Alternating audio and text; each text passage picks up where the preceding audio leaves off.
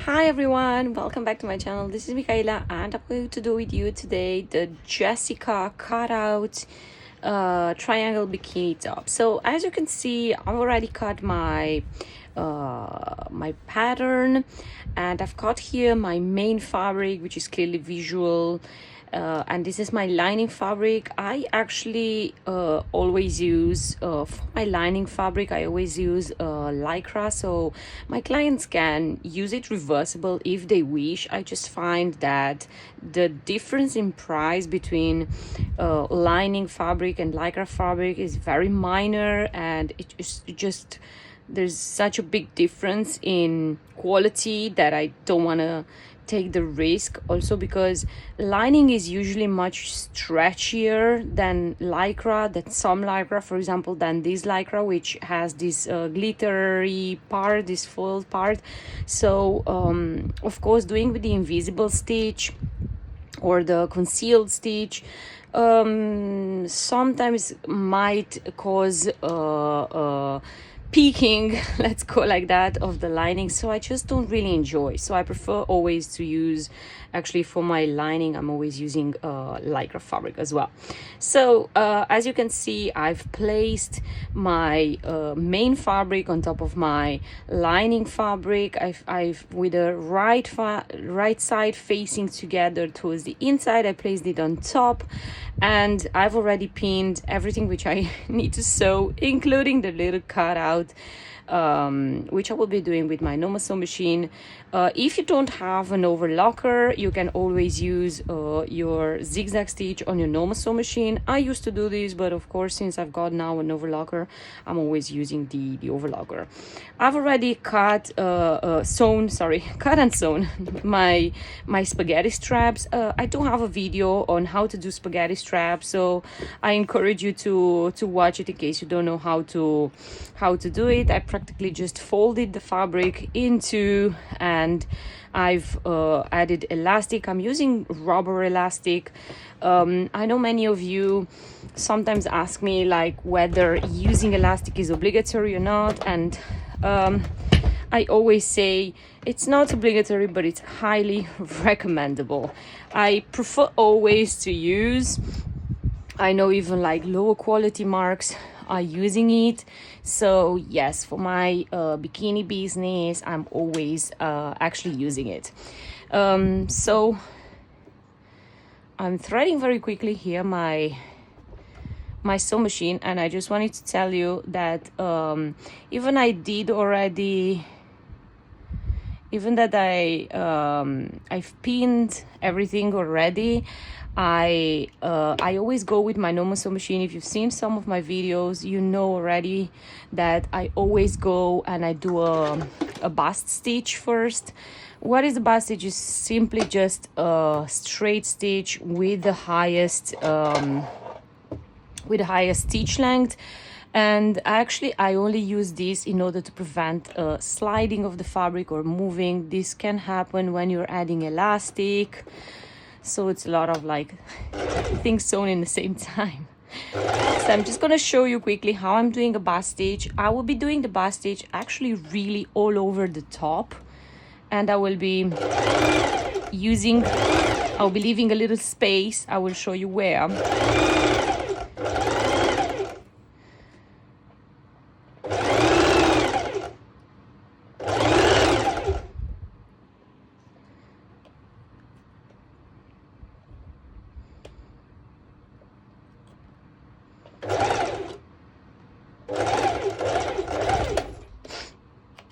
So I'm going to do the side for you as well, and I will be starting actually somewhere here because I want to leave that little space for my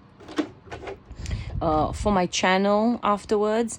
So I'm just starting a little higher, and I'm going the same, just a normal straight stitch. And actually this straight stitch, I'll make small cuts in it, which after will allow me stretch. Normally this bust stitch should be removed or ripped but if you don't have the time, you can actually only do the small cuts in between. Now I'm actually doing with my normal sew machine with stitch length like around 3. I'm gonna do the cutout, and I always do it now with my normal sew machine because it looks much better, the cutout, rather than I would do it with my overlocker. And just to have like a really secure stitch, I will go over once again. So this top is actually really easy and really fast, and I'm honest with you, it's really one of my best sellers. As of patterns, as of what my clients like. So I get a lot of orders of this kind of top. So yes, I took the time now to make a little video on how to do it. So I'm going to, off camera, I'm going to do the other bust stitch exactly like the same on the other side. I'm going to leave this little space, and I'm going to do on the other triangle as well, the bust stitching. And actually I'm going to show you how I serge it, adding elastic in the same time. So on the bottom part, I actually only serge and I don't add any elastic whatsoever. So this part actually does not need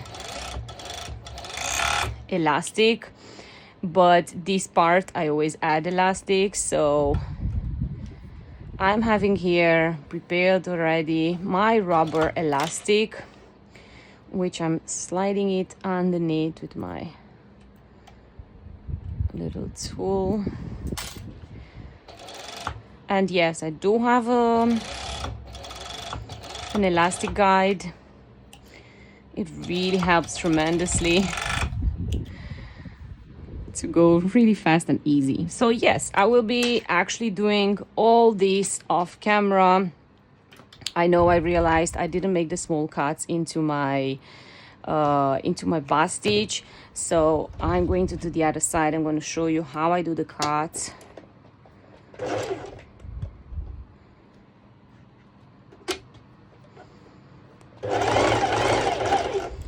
So because I didn't do the cuts, I'm going to give a little pull to the top, so it breaks the little bust stitching. So this is how I'm doing the small cuts. I actually just do it every 2-3 centimeters, yeah. And on this side I try to give a little snug stretch in order to rip it. It's pretty tight, but also the fabric is pretty tight, so it's not really a problem. So on the bottom side is actually not needed because I'm it's not a part which needs to be stretched whatsoever, right? The only part that needs to be stretched is the side. So I'm actually taking the advantage. I will continue the video to show you how I do the whole one side top, and then you'll just have to mirror it on the other cup, on the other side, on the other triangle. All right, so I've got here already the top one side sewn, and I'm going ahead and I'm going to take my loop turner and I'm going to turn the one spaghetti strap on the right side of the fabric. So if you don't have a loop turner, I remember I didn't have for a very long time. I always used a safety pin. Like really, so useful. Okay, so I've got here my strap already turned on the right side of the fabric, and I'm going to measure the strap for my client.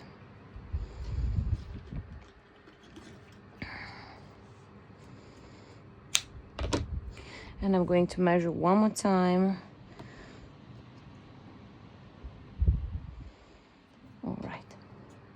this will work.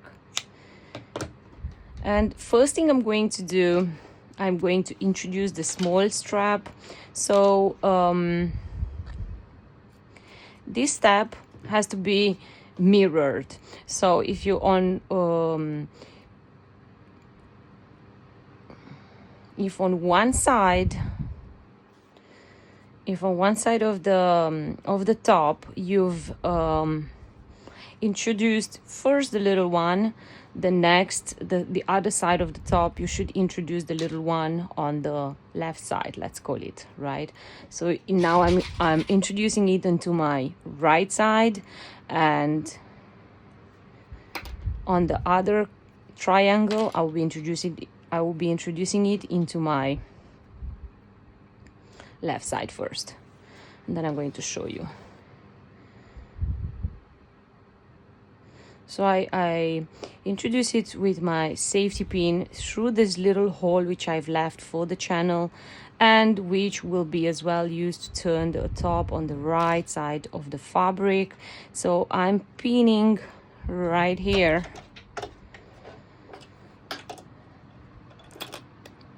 and I reduce the stitch length,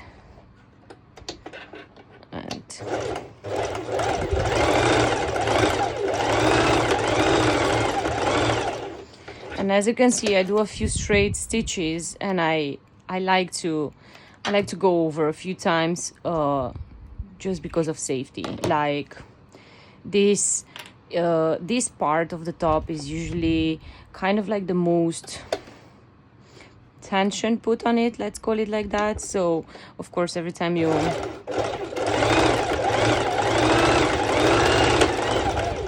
tie your top, it's having tension on the straps, so it's important that it's having a very, very good stitch. All right, so as you can see I've got here my top turned on the wrong side, and I'm turning it through this little hole, and I'm actually really careful because I don't want to neither like scratch my fabric, and on top of it neither to really make the hole much bigger than already is, because otherwise I'll have to do an invisible stitch. So I'm trying to go here a little like careful. Okay, so now I'm going to do first the channel, and I'm going to show you how I stitch this. It's actually just a zigzag stitch on the back, but since I've got blue thread I'm going to first do the channel. Okay, so as you can see I've got here the little hole, and these little threads, well, I don't like to cut them like too short because I don't want to come unraveled. So what I do, I actually place my finger on the inside, and I make sure that I'm having like about ½ centimeters on the inside, and as you can see it's everything tucked in over there, and I place it under my sewing foot,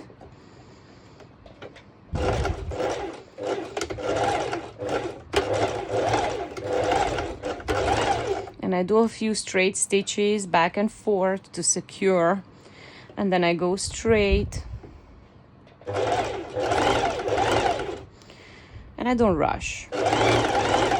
I think rushing in sewing is not useful because I want to go straight. I want to follow my curve. And once I reach here, I'm going to tuck the other side on the inside like this, and I'm feeling that the edge is over there, and I hold it and I remove my finger carefully. And in case you're not happy with it, you can just like do it again. Sometimes I do it. Sometimes I'm like, oh, I don't feel like it tucked in nicely. Now it did. So I repeat.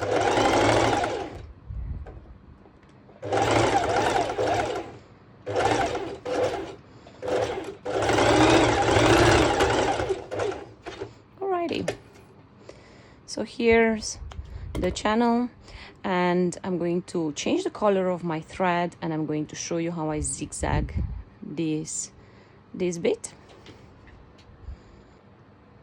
Okay, so I've got here my thread changed. I was doubting a little bit whether which color I should use, because it's like so many colors, yellow, orange and red, and I did go for the red. So what I'm actually going to do here, I'm placing one, the smallest one, I'm placing it underneath, and I don't place it straight. I place it a little bit curved, right? Because I wanted that it's like a little triangle underneath, yeah, like this, and I'm sliding it carefully underneath my sewing foot.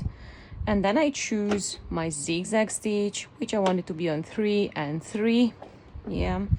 And I'm holding my threads with my hand from behind.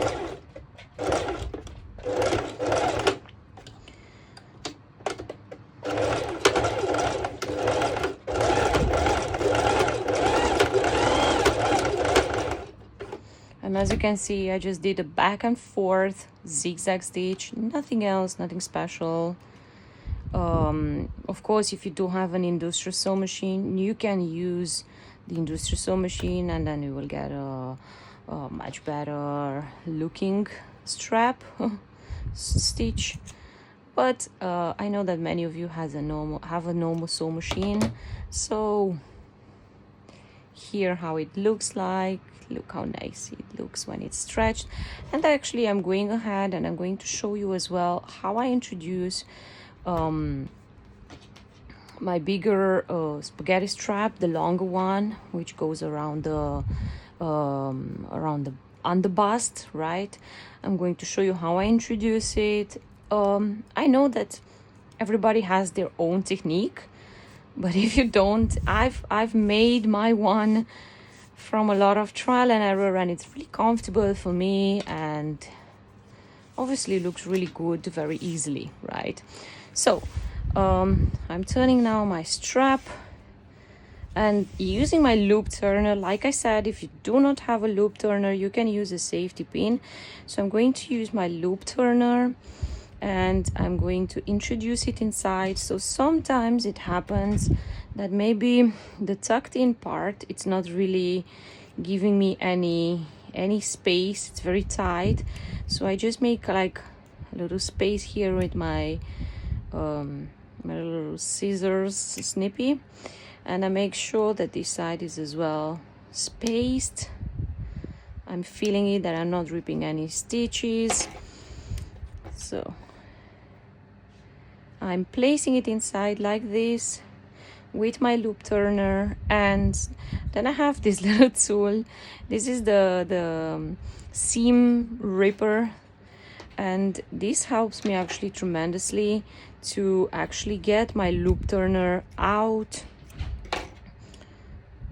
easily. So I place it inside like this, and I feel the iron, I feel it's meeting the stitch ripper, and this way I'm getting my my loop turner other end on the outside. I've got it inside, and I just slide it through just like that. So like I said, if you do already have another way, you can always use yours. This is so easily for me to use it. I enjoy it a lot. It's easy, it's fast, and yeah, I never miss.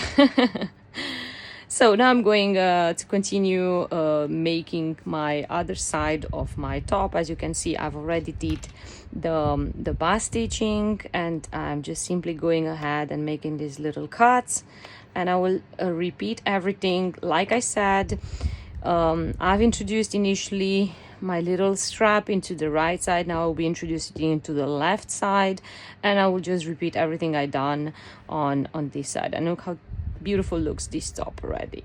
So if you have any questions, please let me know. Happy sewing!